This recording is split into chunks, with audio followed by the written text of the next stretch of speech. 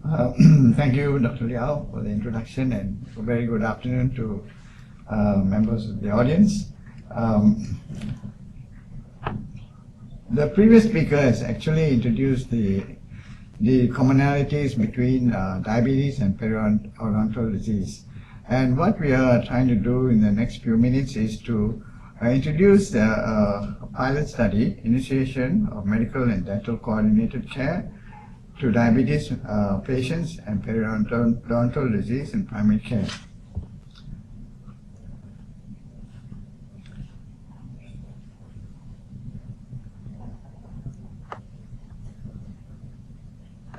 Yeah. Recognition of the end organ impact of diabetes on CVS and renal health and cardiovascular disease, renal health, peripheral circulation, and eye pathology has led to coordination of care of diabetes patients between primary care physicians, cardiologists, nephrologists, and ophthalmologists and podiatrists. And this is quite common knowledge that primary care physicians who diagnose diabetes will have to manage them until they get the patients have developed end organ disease, and they are referred to specialists like cardiologists, nephrologists, and ophthalmologists for end organ disease. So there is coordination of care in such a manner. However, there is sufficient evidence on relationship between DM and PD now to support the importance of integrating oral health care, particularly PD, into standard diabetes disease management. This is an important step into introduction that PD will be a recognized complication of diabetes mellitus and vice versa. Coordinated care for DM patients, the background is that initiation of nature and types of medical dental coordinated care to DM patients with PD in primary care clinics in Kuantan and Malaysia. Challenges to initiate the coordinated care for the patients with DM and PD in the public and private primary care clinics in Malaysia, that is in Kuantan, which is a city in the east coast of Malaysia, and Kuala Lumpur, the city capital of Malaysia, are going to be presented just now. There's already been a very good paper on a collaborative approach to care for patients with PD and diabetes previously in Japan. And the study there has shown that both if HbA1c is controlled well, the diabetes will improve, and also if fasting blood glucose is controlled, the PD also can be controlled. And these were in two independent studies. And the effectiveness shows that the PD can be measured by measuring the pocket depth of the gums. So that and bleeding probing is also used as an indicator for measuring the PD improvement as time goes on if you control diabetes mellitus. So what we are trying to do is to create a sense of integration of care between dentists and family physicians, so that and also using two locations, eastern coast Malaysian city and also the capital city. There can be integration and co-location and say comparison of studies and virtual integration. There is a financing of this project. It will be shared, and there will be facilitated referrals to the dentist and vice versa, dentist to a family physician.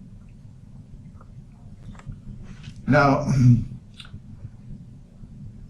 taking into consideration in a health center, the current framework is that the maternal and child health services, dental clinics, pharmacies, and all are related within the health center, and so that patients attending the health center would be either diagnosed with diabetes and managed with diabetes, and those who develop PD disease can be referred to a dental clinic associated with the health center.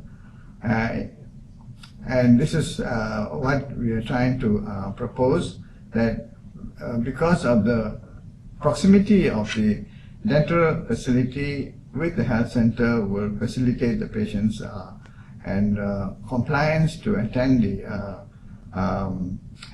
either the health center or the diabetic center, the dental center.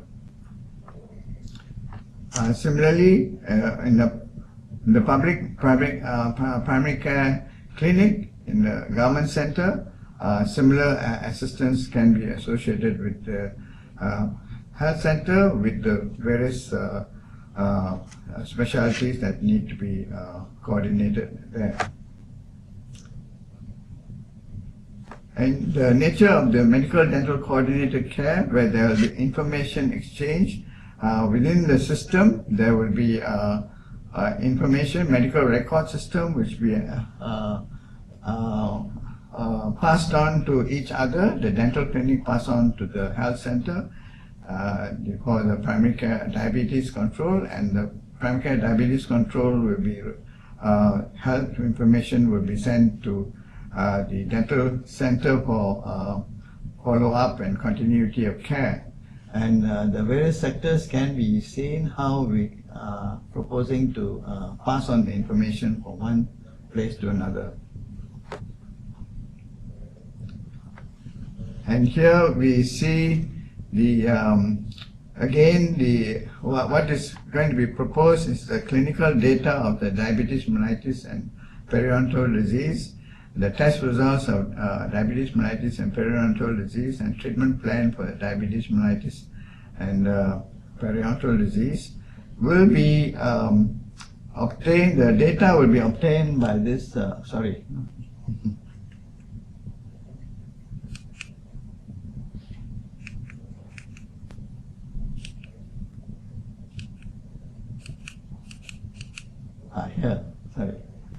And the data is going to be obtained by a survey form. This is a survey form which we pre-tested, and the pilot study has been done so that it will be formalized, and the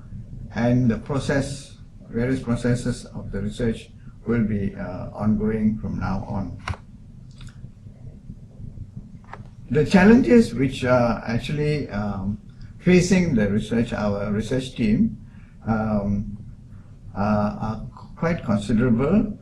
First of all, there is limited understanding of different types of information from different disciplines, especially family physicians and also the dentists, on the relationship between PD and diabetes mellitus.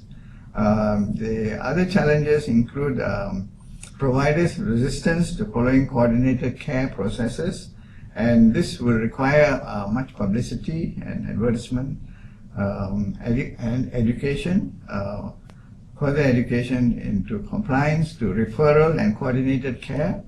And there's low awareness of the issue of DM and PD relationship, and therefore there have been less reluctance for coordinated care in that manner as far as the provider side is concerned. From the patient's view, there will be many issues of dropping out of referred cases. If a family physician refers a patient to his or her own dentist, there may be dropout for various reasons. There's poor compliance on the treatment program or managing or controlling diabetes mellitus. For instance, cost may be another issue, or either of them going to a private institution for dental care. They are shy of going to a public place of management. Patients are in other aspects of diabetes mellitus which may have comorbidities with diabetes mellitus. The diabetes mellitus may not be controlled by the standard methods. That would be another issue. And then patients' low awareness of DM and PD relationship, and the low perception on importance of taking treatment for both diabetes mellitus and PD. And these are big issues that we need to discuss and probably face.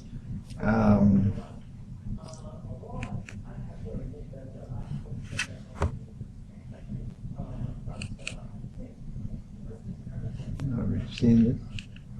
Okay. So the other challenges include constraints of diabetes mellitus and periodontal disease coordinated care research. The research team also, there's a new kind of topic involved with our authorities who approve from the point of view of ethics. There will be issues of ethics approval from both dental side and as well as the medical side. And also to collect data from the dental oral health authority as well as the family health authority. That will be one of the big constraints. And finally, again, this because it spans over two big disciplines, the registration of the National Medical Research Council Research Center will be also may take time to convince them of the importance of this coordinated care research. So therefore, what is important is to manage a sound preparation to initiate the medical dental coordinated care patients with diabetes mellitus and periodontal disease. And therefore, from the point of view of the two disciplines, the two facilities, the two sets of patients, plus the authorities as well, and these various issues that we need to address. Secondly, based on mutual trust, professional regards, and enthusiastic cooperation for all these different parties to assist us in doing this research, and also thirdly, standardized protocols will have to be managed for health information exchange, and clear coordinated care process should be set. And this is our team, both from Kuala Lumpur and also from Kuantan. The Center for Kuantan will be a bigger team than in Kuala Lumpur, but we will get the necessary sample size to carry out this research. So with that, I will say thank you, and I hope there'll be some time for questions. Thank you very much.